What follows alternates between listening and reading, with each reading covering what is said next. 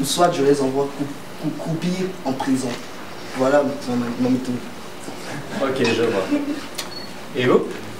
Chez moi, au Mali, j'ai dû procéder à des arrestations et à des assassinats, comme celui de Modibo Keïta, qui prenait de plus en plus de place et qui menaçait mon pouvoir et moi, mais surtout mon pouvoir.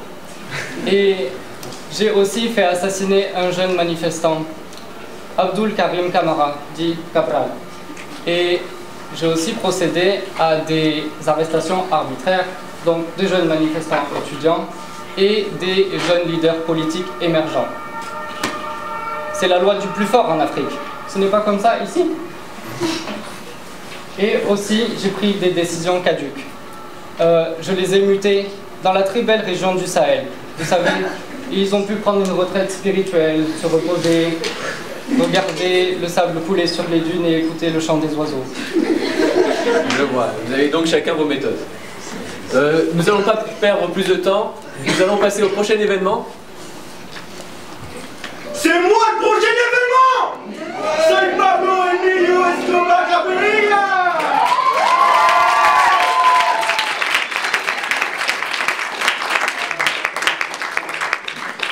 Vive la Colombie! Vive la révolution! Yeah! Et quoi la Colombia? Plata au pomo! Plata au pomo!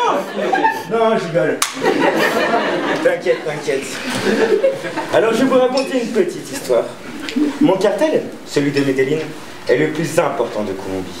80% de la drogue et de la cocaïne exportée aux États-Unis proviennent de chez nous.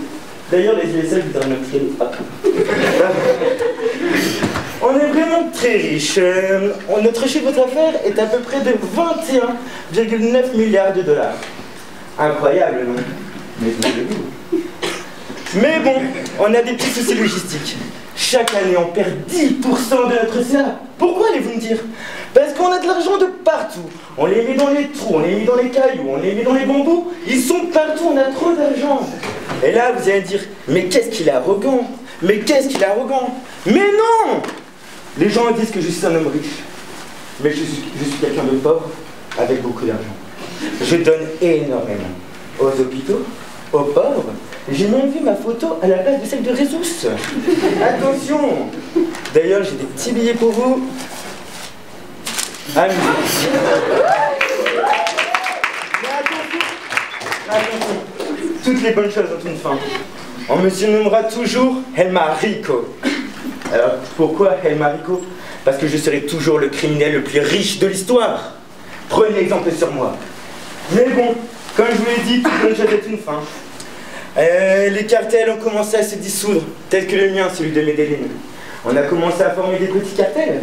Ça s'appelle des cartelitos. Alors, ces cartelitos sont beaucoup plus petits, beaucoup plus dangereux, extrêmement actifs. Et ça, c'est la faute de qui? C'est la faute des États-Unis! C'est vous, j'aime le pouvoir. J'aurais aimé accéder au pouvoir. Mais vous, si avez diffusé une photo compromettante de moi, en train de livrer de la drogue, vous prenez pour qui, là, la CIA? Les États-Unis? Allez hop, on arrête. Non! C'est vous! Vous avez lutté! Vous voulez lutter contre le communisme? Vous m'avez mis au pouvoir! Mais au final, ça vous arrangeait bien, hein? Bon, très bien. Merci, monsieur Escobar.